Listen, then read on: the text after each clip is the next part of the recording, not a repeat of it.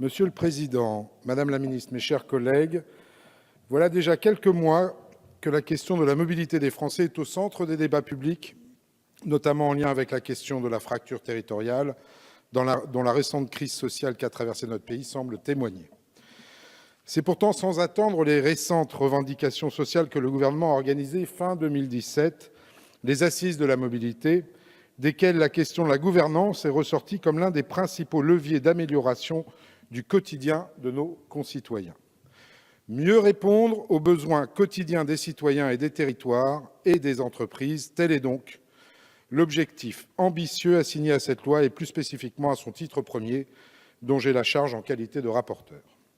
Je mesure à ce stade déjà bien avancé de nos travaux la tâche qui est la mienne, faire en sorte de ne conserver pour seul horizon que l'intérêt général au-delà de toute question de chapelle partisane.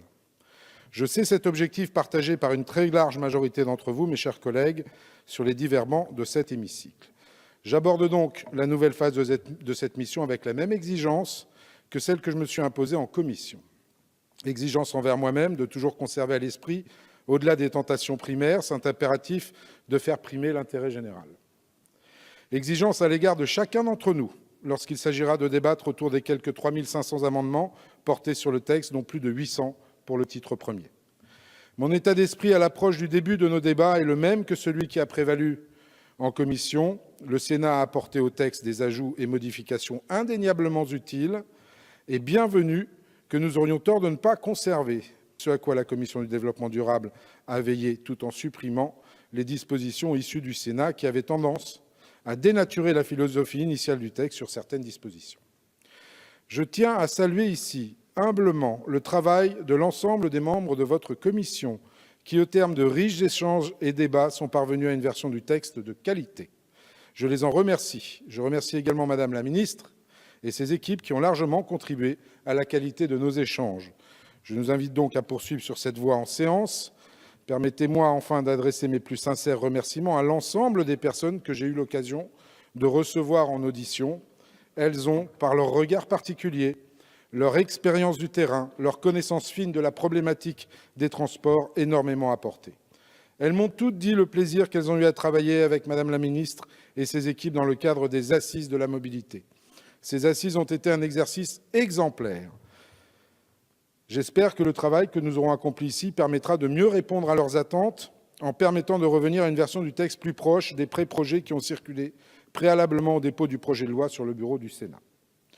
Je sais notre Assemblée capable et disposée à prendre sa part dans l'atteinte de cet objectif. J'ai déjà perçu quelques amendements allant en ce sens. Ils recevront de ma part un soutien sans réserve. Ceux qui auront pour effet de complexifier un texte que l'on veut aussi simple et souple que possible pour les collectivités rencontreront en revanche ma bienveillante mais ferme opposition. Car, je le répète, ce texte est destiné au territoire. Il leur appartiendra de s'en emparer le mieux et le plus rapidement possible, car les attentes sont grandes et anciennes. Vous le savez, la famille politique à laquelle j'appartiens, le mouvement démocrate, est profondément attachée à la décentralisation, au fait de faire confiance à nos territoires et à leurs élus. Nous sommes également attachés et attentifs à la diversité de nos territoires qui portent chacun leurs spécificités. C'est d'ailleurs tout le sens de notre engagement pour une plus grande reconnaissance du droit à la différenciation territoriale. Si ma fonction de rapporteur m'oblige à me situer en dehors des questions d'appartenance à un groupe politique, mon ADN politique est tel que toutes ces questions sont au centre de mes préoccupations. Pour autant, je ne crois pas au principe selon lequel la prise en compte des spécificités de nos territoires doit systématiquement passer par l'insertion dans la loi de dispositions particulières. Chacun d'entre nous pourrait être enclin à céder à cette tentation pour contenter les habitants de son territoire. Je vois pour ma part une autre manière bien plus efficace de répondre à cette préoccupation légitime que souvent je partage, offrir aux collectivités un cadre ambitieux, souple et garantissant pleinement le respect du principe de libre administration des collectivités territoriales. En somme, ce dont nous avons besoin, ce dont nos collectivités ont besoin et ce à quoi nous devons travailler, c'est à la définition d'un cadre de confiance et de responsabilité. Si les collectivités ne s'emparent pas des outils mis à leur disposition, si elles ne s'emparent pas pleinement de leurs prérogatives, elles devront en rendre compte devant leurs citoyens électeurs. Le cadre que nous sommes en passe de construire doit permettre une couverture totale du territoire par une autorité organisatrice de la mobilité.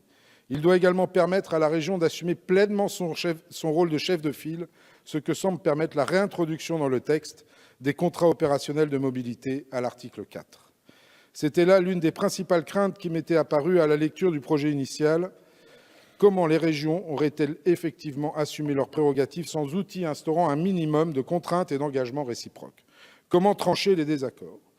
Ce cadre doit aussi permettre aux usagers et employeurs d'être mieux associés, plus étroitement associés, aux décisions prises par les collectivités en matière de mobilité. Là encore, les dispositions de l'article 4 permettent de répondre à cet impératif. Elles offrent aux AOM la possibilité d'associer au comité des partenaires tout acteur dont la présence paraîtrait utile sans céder à la tentation d'une liste à la Prévert dans le texte, mais en faisant confiance au territoire.